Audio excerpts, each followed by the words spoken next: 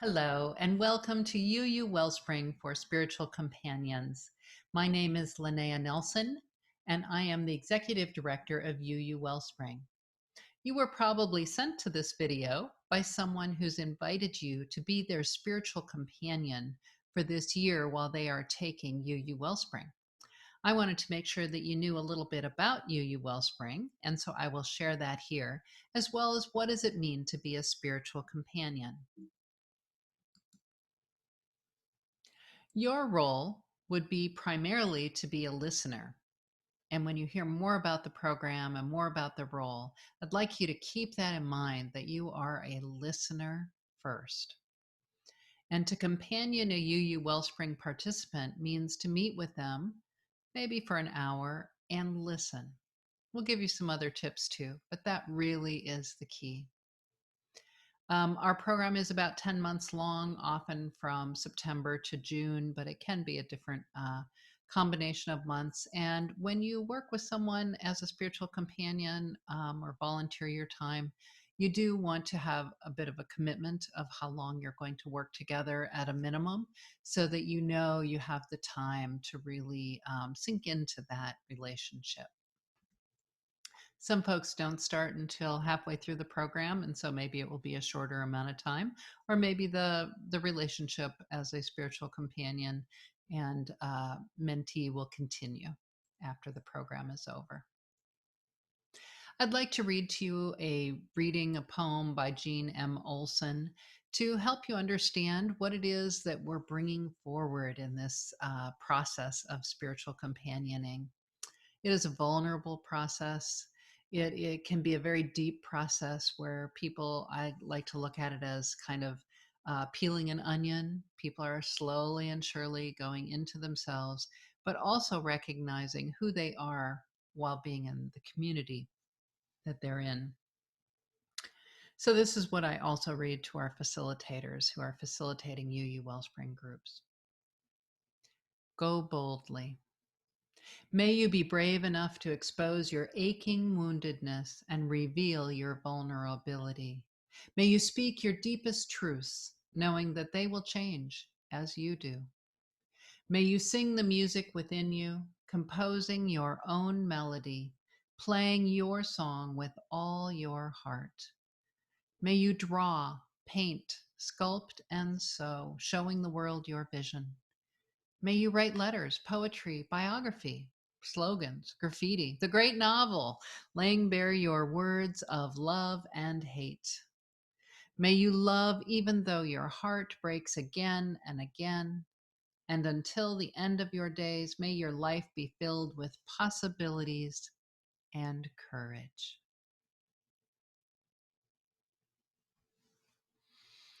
So we do all of this in UU Wellspring and also happens in the listening sessions that you might be having with someone. Over the course of this year, we really are answering the question that the poet Mary Oliver poses. What will you do with this wild and precious life? So UU Wellspring has developed over the past 15 years, starting out in Rochester at the UU congregation there, moving to Minneapolis with its creator, Reverend Jen Crow, and is now in over 40 congregations and is online as well. And I'll tell you a little bit about that program soon. There are various layers of UU Wellspring. We come together in small groups of about 10 people. We encourage a daily spiritual practice. We encourage being with a spiritual companion outside of the group at least once a month. We make sure that there's an understanding of UU history and theology. And then we take all those experiences and we try to put that UU faith that we are developing into action. And that's our call to justice.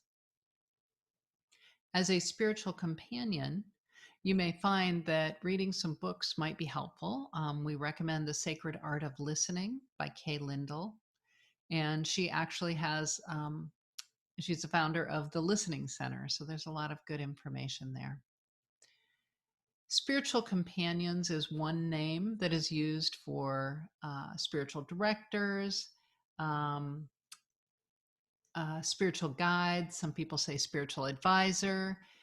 We say spiritual companion as an umbrella. Now, most of the people who consider themselves spiritual directors or guides or advisors have gone through a training program, have received a certificate. Perhaps they're ministers and have done some extra work in this area. But a spiritual director is usually a paid person who meets monthly with someone and has a lot of tools that they've developed over time and experience and from their training programs to help someone on their spiritual journey. If you are a friend, or perhaps you are a colleague, and you do have some skills already in deep listening, that's wonderful. That's probably why the person asked you to be their spiritual companion. Uh, when you are just invited to be someone who will listen, ask a few questions during the course of the hour, usually there's no change of money. It's often, if you are a friend, it can be very difficult to not have a back and forth conversation, because that's not what spiritual direction is. It is all about the person who has come to you and asked you to listen. And so that may be challenging. You might want to give it a try, see how it goes. Read some books like Sacred Art of Listening, read some meditation books. You might want to start a session by just lighting a chalice or reading a short reading that you think might be helpful, or perhaps your directee will bring a reading they want to share. Maybe you want to have a little bit of silence, meditation together, and then see what unfolds. Um, I would say that it's very important that you are ethical about all of this, because people will share very deeply. So you want to have an understanding about confidentiality. We encourage people to find spiritual companions who will listen, who are also part of a covenanted group of professionals whenever possible. But sometimes that's not the case. And if that's you, just we encourage you to have frank and open conversations about what confidentiality means in your uh, experience with this other person. There are two places that we encourage folks to go to find certified spiritual directors. And I encourage you to go to them just to learn what a spiritual director is, and to know that you're not becoming a spiritual director by being a holy listener. Being a companion doesn't make you a spiritual director overnight. There really are some deep foundational learnings that need to happen to be able to be a spiritual director to lots of people. But you can be a spiritual friend, of course. So take a look at websites on Unitarian Universalist Spiritual Directors Network, and you can look up Spiritual Directors International, and you will find lots of information about what the professional folks are doing. Not to emulate it or model it necessarily, but to know what the range is of spiritual companioning. Here are some other books that we use in the program. And many of the insight meditation books from Skinner House Books are very helpful in finding readings that will both sustain you, as well as readings that you might want to bring to a session with a spiritual friend. We have many programs. The first one is Sources, and most likely, if you are a spiritual friend or companion, you may be companioning someone as they go through our Sources program. So you might want to become familiar with the UUA sources. These are the topics that will be studied and experienced. And you can take a look at our website, and you'll find more information there about what's happening in the program. But they may or may not want to talk about what they're doing in the program. They may just more want to talk about their spiritual lives. And so it's not necessary for you to know the program inside and out in order to be able to be a spiritual companion. We do have an online program, and if you're thinking, this sounds kind of interesting, I might want to do it too. We do have some lay groups that meet online, and individuals can sign up for them.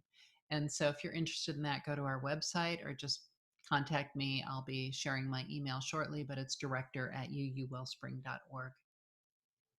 We also encourage you as a spiritual friend to make sure that you have um, an understanding of cultural, race, ethnic differences between you and your companion. understanding gender, having a sensitivity to all of these things, these intersectional identities, can be very important to make sure that you're holding them in this sacred space. I do like to call it holy listening because you are creating this sacred space for people to share some of their deepest longings and yearnings with you. When you meet, it's usually one on one in a quiet place where you won't be disturbed. For now, we're all meeting online. And so finding a place where you can ask a few questions. Some of the readings might prompt some questions. But if you listen and ask a question that helps the person move a little deeper, not away from their ideas, but deeper into their ideas, that will be very helpful to them. But you can contact me at director@uuwellspring.org at any time if you have questions. We'd love to have you join the program as well, as I think that will give you the deepest understanding of what it might mean to be on a spiritual journey. Thank you.